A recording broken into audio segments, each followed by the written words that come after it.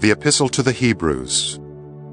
Hebrews 9. Then indeed even the first covenant had ordinances of divine service and the earthly sanctuary.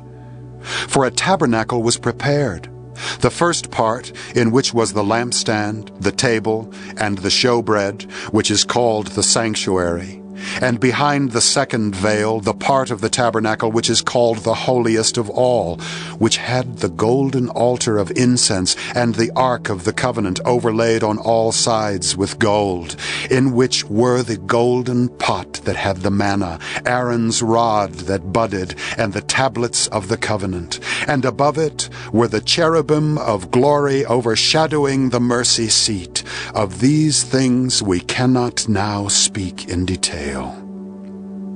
Now when these things had been thus prepared, the priests always went into the first part of the tabernacle performing the services, but into the second part the high priest went alone, once a year, not without blood, which he offered for himself and for the people's sins committed in ignorance, the Holy Spirit indicating this, that the way into the holiest of all was not yet made manifest while the first tabernacle was still standing.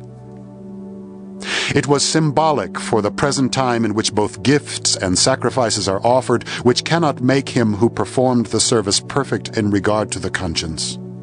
Concerned only with foods and drinks, various washings, and fleshly ordinances imposed until the time of Reformation.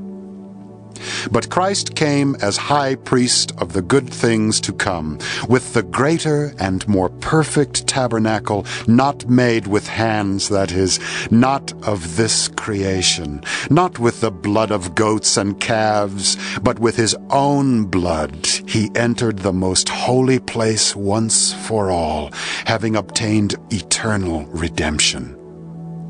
For if the blood of bulls and goats and the ashes of a heifer, sprinkling the unclean, sanctifies for the purifying of the flesh, how much more shall the blood of Christ, who through the eternal Spirit offered himself without spot to God, purge your conscience from dead works to serve the living God? And for this reason he is the mediator of the new covenant, by means of death, for the redemption of the transgressions under the first covenant, that those who are called may receive the promise of the eternal inheritance. For where there is a testament, there must also of necessity be the death of the testator. For a testament is in force after men are dead, since it has no power at all while the testator lives. Therefore not even the first covenant was dedicated without blood. For when Moses had spoken every precept to all the people according to the law, he took the blood of calves and goats with water, scarlet wool, and hyssop, and sprinkled both the book itself and all the people, saying, "This is the blood of the covenant which God has commanded you."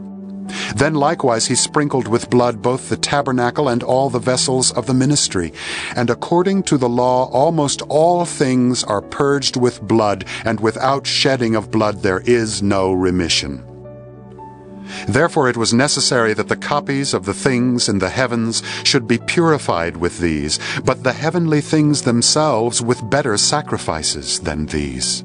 For Christ has not entered the holy places made with hands, which are copies of the true, but into heaven itself, now to appear in the presence of God for us. Not that he should offer himself often, as the high priest enters the most holy place every year with blood of another. He then would have had to suffer often, since the foundation of the world. But now, once at the end of the ages, he has appeared to put away sin by the sacrifice of himself.